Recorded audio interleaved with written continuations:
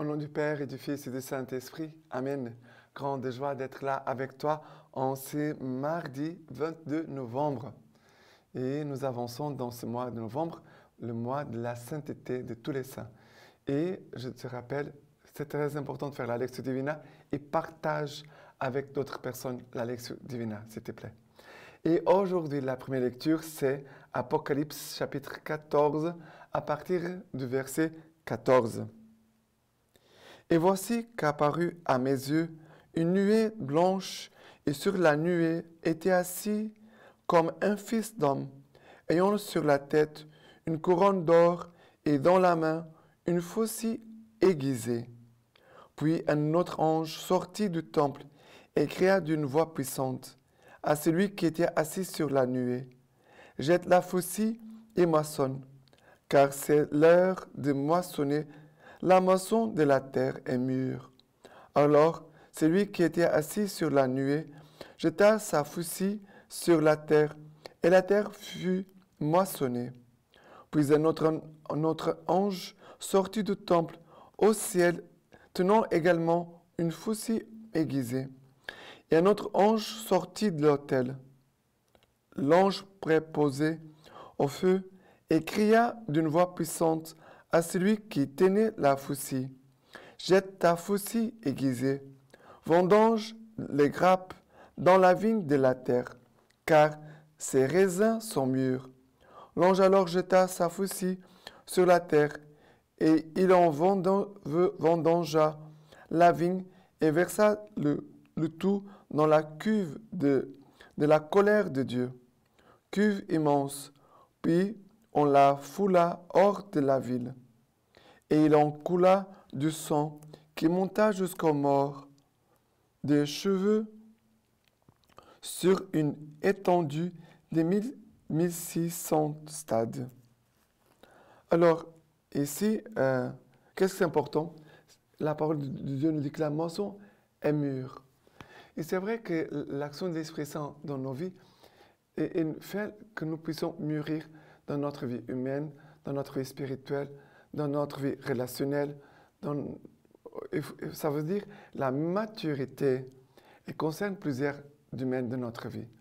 Au niveau de notre vie personnelle, au niveau de notre vie familiale, au niveau de le travail, aussi au niveau de toutes nos responsabilités, aussi au niveau de notre vie en Église et bien sûr au niveau de notre relation avec Dieu.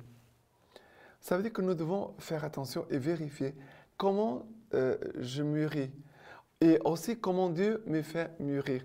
Parce qu'on sait très bien qu'un chemin de maturation parfois demande des efforts et aussi parfois on passe par des petites souffrances pour grandir. On sait très bien que grandir, ce n'est pas jamais facile. Mais le Seigneur, il nous aide avec sa grâce par l'action de son Esprit Saint. Et que le Seigneur puisse vraiment nous aider à être mûrs, surtout en sainteté, parce que c'est la condition pour entrer au ciel, c'est la sainteté.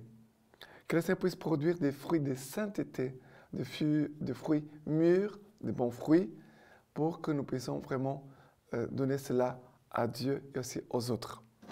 Maintenant, le psaume d'aujourd'hui, c'est le psaume 96, à partir du verset 10. Dites chez les païens: le Seigneur règne, le monde est stable, point ne branchera. Sur les peuples, il prononce avec droiture. Joie au ciel, exulte la terre, que gronde la mer et sa plénitude, qu'exulte la campagne et tout son fruit, que tous les arbres des forêts crient de joie à la face du Seigneur, car il vient pour juger la terre. Et ces chemins de maturité, de porter des bons fruits et des fruits mûrs, ça concerne ici à la face du Seigneur, car il vient pour juger la terre. Ça veut dire, c'est devant le Seigneur que nous pouvons vraiment produire des beaux fruits. Parce que parfois, les hommes, ils font semblant d'être une chose devant les autres pour se faire remarquer, pour se faire accepter, pour recevoir des éloges, mais c'est devant Dieu, vraiment, parce que devant Dieu, on ne peut pas mentir, on ne peut pas mentir. On doit être dans la vérité. Et comme ça, on pourra vraiment vérifier les fruits, s'ils sont vrais et mûrs, devant Dieu. C'est devant Dieu. Mais que vraiment, le Seigneur, il vient régner. Et si le Seigneur règne, ça veut dire que c'est lui qui produira lui-même des bons fruits en nous. Les bons fruits viennent toujours de l'action de Dieu dans nos vies. Et maintenant, l'évangile d'aujourd'hui, c'est Luc, chapitre 21, à partir du verset 5. Comme certains disaient du temple qu'il était orné de belles pierres et d'offrandes votives, il dit, « De ce que vous contemplez viendront des jours où il ne restera pas pierre sur pierre. Tout sera jeté bas. » Ils l'interrogèrent alors en disant, « Maître, quand donc cela aura-t-il lieu et quel sera le signe que cela est sur le point d'arriver ?»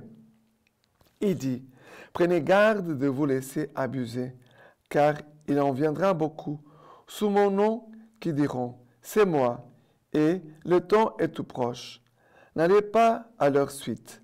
Lorsque vous entendrez parler des guerres et des désordres, ne vous effrayez pas, car il faut que cela arrive d'abord, mais ce ne sera pas de sitôt la fin.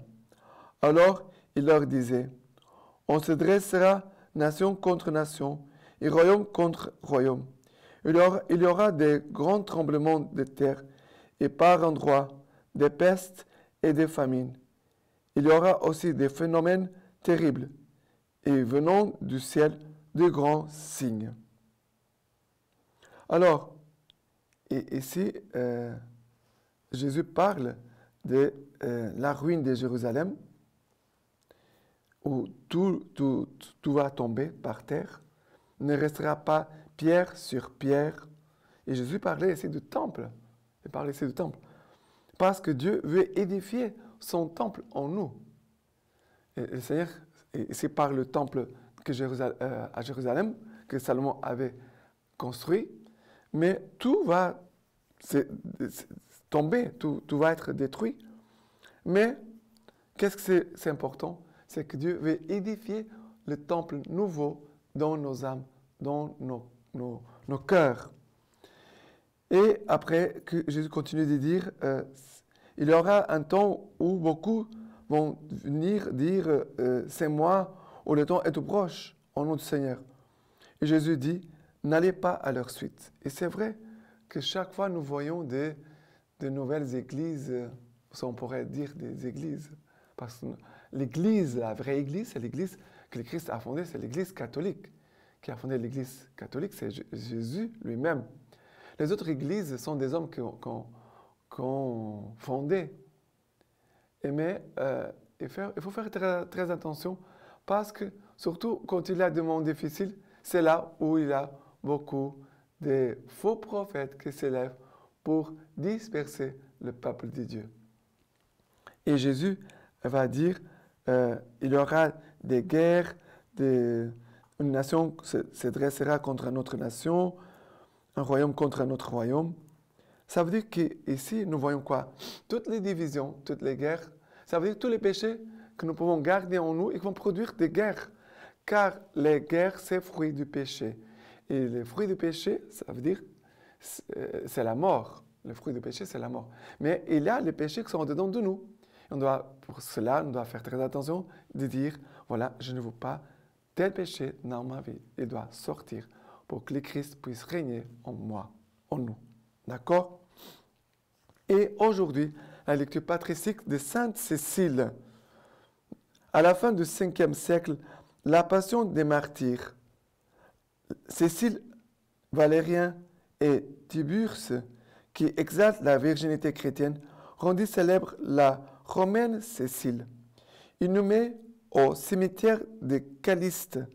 Sa basilique du Transtevere perpétue son souvenir, tandis qu'un passage de la Passion l'a fait choisir comme patronne par les musiciens. de Saint Augustin, homélie de Saint Augustin. Eh bien, il te donne cette méthode de chant.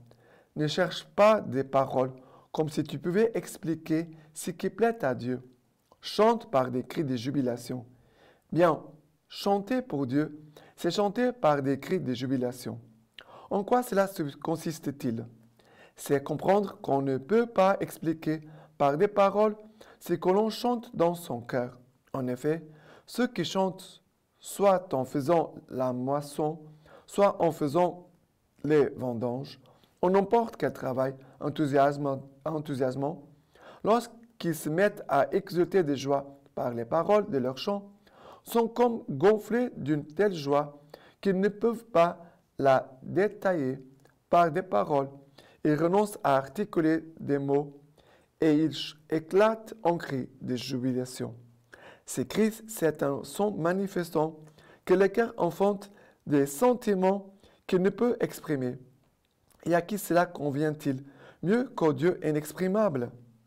Il est inexprimable, en effet, celui que tu ne peux traduire dans le langage.